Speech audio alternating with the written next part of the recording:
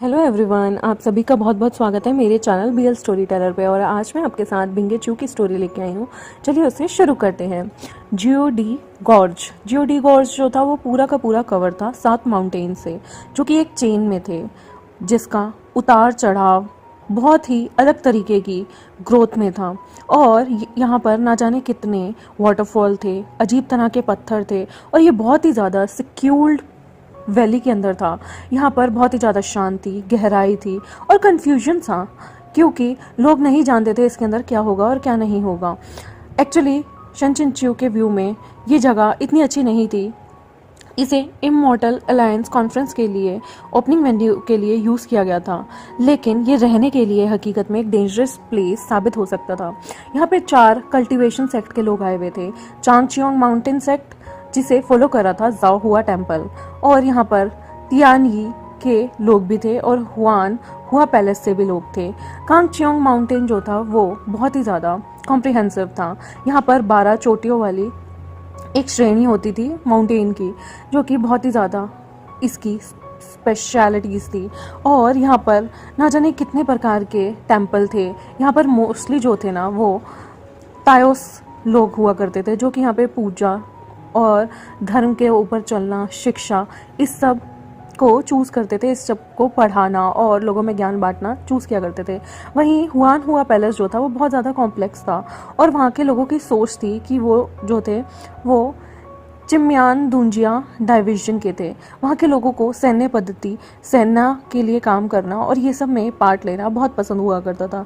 Hwan हुआ palace जो था वो सबसे ज़्यादा इमॉर्टल अलायंस में से मनी जो था वो लिया करता था। ना जाने कितनी अनकाउंटेबल टाइम जो है मिडिल साइज से वहाँ पर पार्टिसिपेट करने आए थे, जो कि जियो डी जॉर्ज में आकर रुके हुए थे। 10,000 से ज़्यादा लोग वहाँ पर पार्टिसिपेट करने आए थे आज जो ये इमॉर्टल कॉन्फ्रेंस होने वाली थी। और वहाँ पर बहुत ज़्यादा शांति और ठंड था एंट्रेंस पे। जो ये जियो डी जॉर्ज जगह थी वो एकदम से ना जाने कितने हज़ारों लोगों से भर चुकी थी, और वहाँ पर पीपल जो थे वो सरप्राइज़ नहीं थे कि इतने लोगों का वहाँ आना जाना हो रहा था। वहाँ पर ना जाने कितने रुकी कल्टीवेटर से और इनके बीच अलायंस थी। ना जाने कहाँ कहाँ से लोग आए हुए थे, और वहाँ पर एक स्टोन का प्लेटफॉर्म भी था।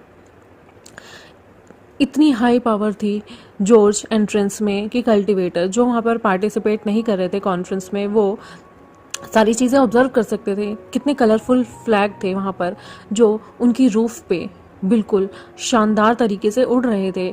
और यू चियांगयुआन सेक्ट से, जो कि कांगचियोन माउंटेन सेक्ट का था, वहाँ के हेड डिसिपल यू चियांगयुआन वहाँ पर आते हैं, लीड करते हैं अपने ग्रुप को। और शनचिनचुआन जो था वो पीछे की साइड बैठा हुआ था। वो जो था वो अपनी जगह पे एक जगह बैठा होता है।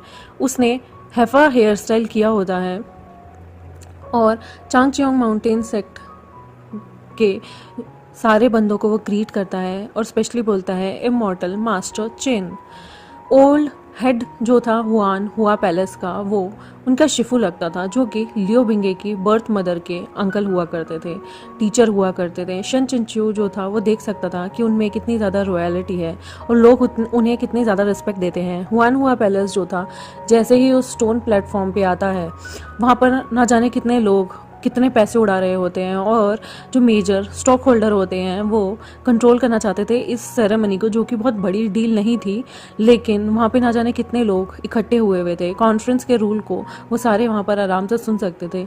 उनकी सांसें पूरी ज़ोर ज़ोर से थी, और जॉर्ज की एंट्रेंस इतनी हाईएस्ट लेवल थी, जो कि इन सारे टावर्स का हाईएस्ट लेवल, हाईएस्ट पीक था। कॉन्फ्रेंस जो कि होल्ड की गई थी 7 दिनों के लिए, वहाँ पर जॉर्ज में कोई भी एंटर हो सकता था, और वहाँ पर बहुत ज़्यादा तादाद में लोग जियो डी गॉर्ज में एंटर हुए थे 7 दिनों के लिए। सारे पार्टिसिपेंट जो एंटर हुए थे उन्हें पूरी दुनिया के बाहरी वर्ल्ड से कट ऑफ करना था कम्युनिकेशन को, और वहाँ पर अपने अपने जो उनकी शक्ति थी, उनकी शालीनता थी, और उनके अंदर की जो भी स्पिरिट थी उसे दिखाना था और अपने आप को प्रूव करना था। वहाँ पे ना जाने कितने प्रकार के मॉन्स्टर थे जो कि जॉर्ज के अंदर ही रहा करते थे। टोटल 5,000 से ज़्यादा तरह के मॉन्स्टर वहाँ इकट्ठे थे, और मॉन्स्टर को उन्हें वहाँ पर मारना था, और एक बीड ऑब्टेन होना था उन मॉन्स्टर की बॉडी से। जैसे ही आप किसी मॉन्स्टर को मार देंगे, एक बीड यानी कि एक मोती स्टाइल आपको मिलेगा वहाँ पर। और वहाँ पे डिफरेंट लेवल के मॉन्स्टर थे जो कि बहुत कॉरस्पॉन्डेंस लेवल की उनके अंदर स्पिरिचुअल एनर्जी होती थी। और उनके बीड्स, जो भी हाईएस्ट स्पिरिचुअल एनर्जी वाला होता था उसके बीड का अलग ही फॉर्म होती थी, अलग ही तरीका होता था, और जिससे पता चल जाता था ये हाईएस्ट स्पिरिचुअल एनर्जी वाला है और ये लोएस्ट स्पिरिचुअल एनर्जी वाला है। सब ने गोल्ड की वायर अपनी रिस्ट पे पहनी हुई थी। वहाँ प्लेटफॉर्म पे सारे लोगों ने अपनी रिस्ट पे इस तरह की गोल्ड वायर पहनी हुई थी, जिसमें वो एक एक करके जब भी किसी मॉन्स्टर को मारते, अब उसका वो बीड उसमें डालते जाते, यानी कि उस मोती को वो पिरोते जाते। उस बीड को लेने के बाद, वो गोल्ड वायर में पिरोने के बाद, वो अपनी रैंक को बता सकते थे कि हमने कितने बीस्ट को मारा है, और जो अधिकतम बीस्ट को मारता, ज़्यादा से ज़्यादा बीस्ट को मारता, वो विजयी होता। रैंकिंग जो थी वो बहुत ही ज़्यादा हाई टावर के लोग काउंट कर रहे थे। वहाँ पर 8 बोर्ड थे जिन पर बेझिझक लिखा हुआ था कि कौन स्कोर 1 करेगा, कौन स्कोर 2 करेगा, कौन 3 करेगा।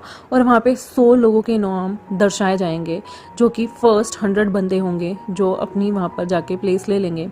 पहले 10 नाम में लोगों को दिलचस्पी थी, मतलब फर्स्ट कौन आ रहा है, सेकंड कौन आ रहा है, ये मैटर नहीं करता, लेकिन पहले 10 लोगों में जिनका नाम आएगा वो पहले 10 शक्तिशाली लोग होंगे, शक्तिशाली स्टूडेंट होंगे, और उनके टीचर्स को भी और उनके सेक्ट को भी बहुत बहुत बधाई मिलेगी, बहुत बहुत एनकरेज मिलेगा। फाइनली हुआ सेक्ट से बहुत सारे लोग आ रहे थे। वो लोग कहते हैं यहाँ पे मना है 2 लोगों के बीच में बीट्स को लेकर फाइट करना।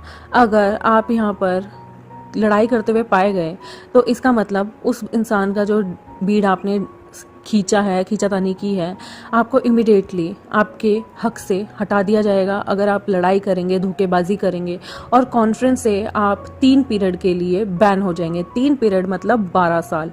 एक पीरियड में 4 साल आते थे गाइस, और 3 पीरियड में 12 साल आते हैं। तो अगर आप किसी के साथ भी खींचातानी करेंगे, लड़ाई झगड़ा करेंगे, किसी के बीट्स को चुराएंगे, तो आप 12 साल के लिए बैन हो जाएंगे। और ये रूल्स जो थे कल्टीवेशन वर्ल्ड के लिए बिल्कुल ठीक भी थे, क्योंकि यहाँ पर लड़ाई ना हो, कोई किसी का बीट छीने ना हो, और अगर कोई ऐसा करता है इससे यहाँ की प्रतिभा और यहाँ की जो शिष्टाचार था वो भंग ना हो। इसलिए इस तरह की चीज़ रखना बहुत ही ज़्यादा अनिवार्य था, जिससे कोई भी किसी को बुली ना कर पाए और किसी से किसी चीज़ को छीन ना पाए।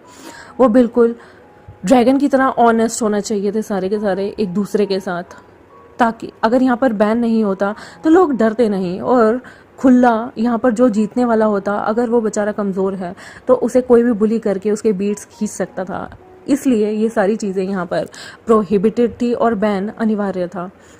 और ये बहुत ही फेयर डिसीजन था जिसने भी ये डिसीजन लिया था। इस टाइम पे उन सबके सामने फीमेल सेक्ट की हेड आती है, जो कि बहुत अच्छे से बात कर रही होती है, और उसके कुछ अपने प्राइवेट डिज़ायर भी होते हैं, और वो कहती है कौन से सेक्ट का डिसेबल है यहाँ पर, जो कि बहुत ही ज़्यादा हैंडसम है।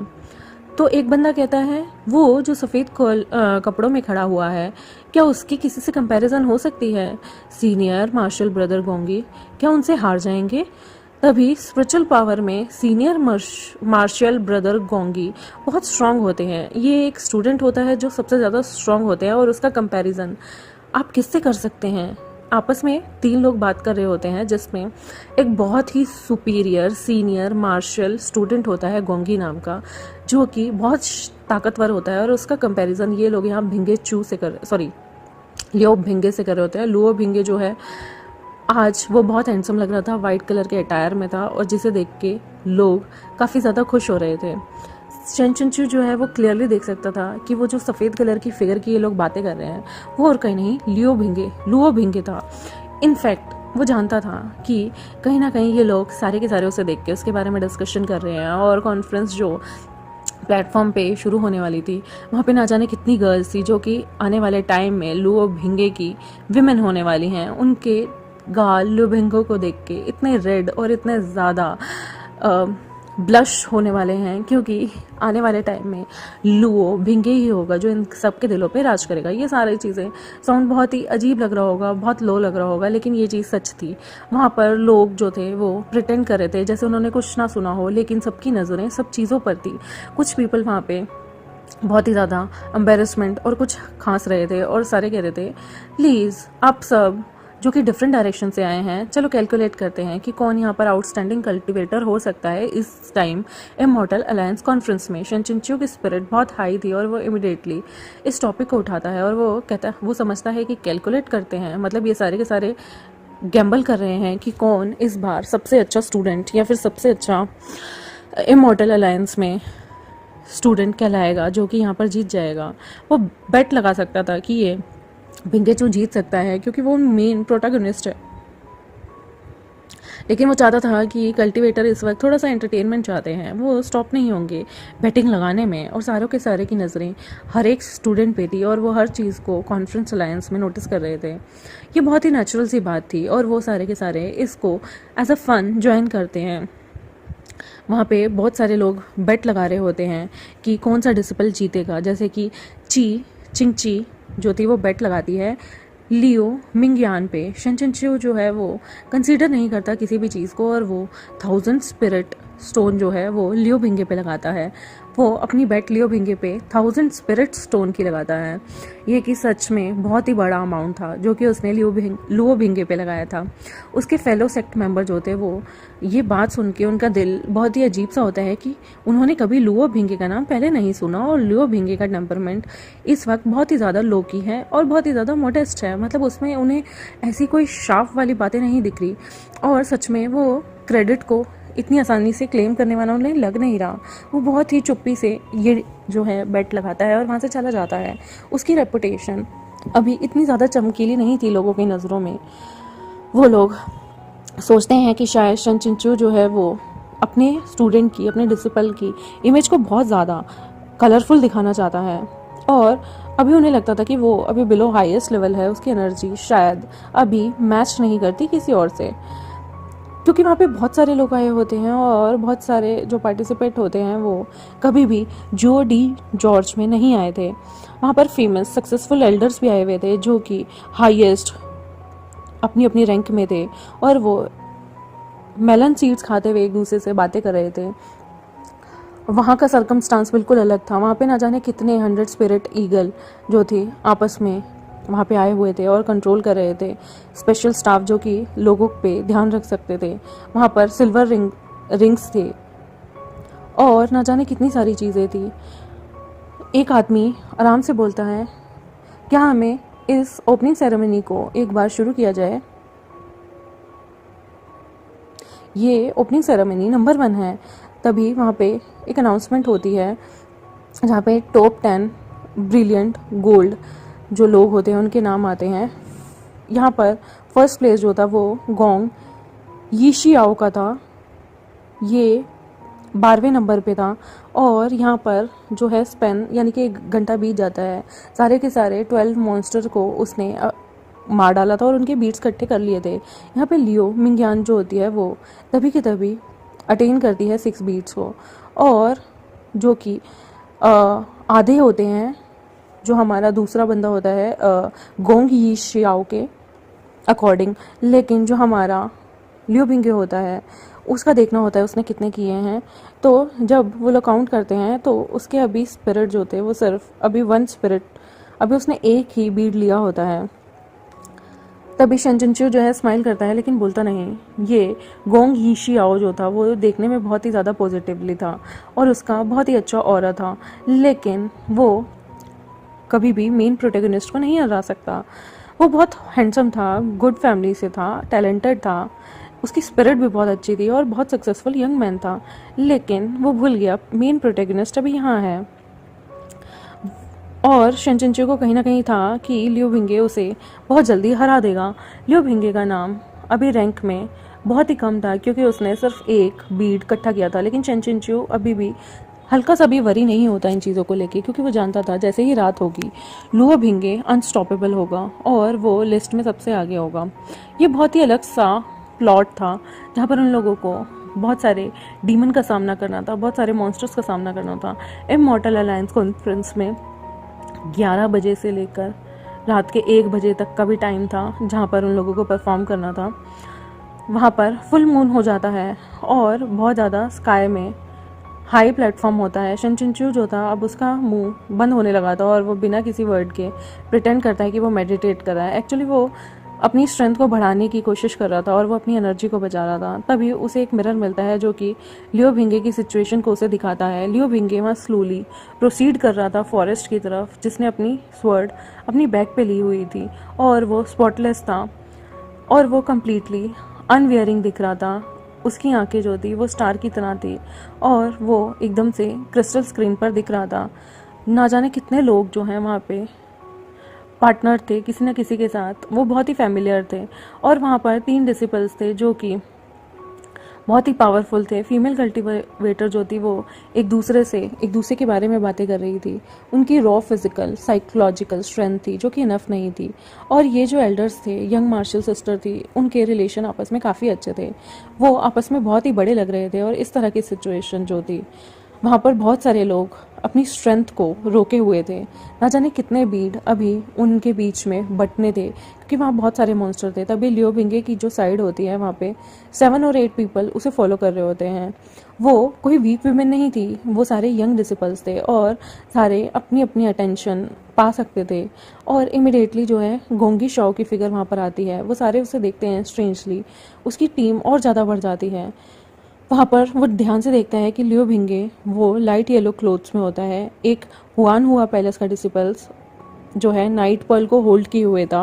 और यहाँ पर ये चैप्टर खत्म हो जाता है। आई होप आपको आज का चैप्टर अच्छा लगा हो। मेरे चैनल को सब्सक्राइब कर दें, वीडियोस को लाइक कर दें, बेल आइकन को प्रेस कर दें और लियो भिंगे के फैंस के साथ शेयर कर दें। लियो भिंगे, शेंचन चाओ, भिंगे चो के फैंस के साथ ज़रूर शेयर कर दें। Thank you very much, bye.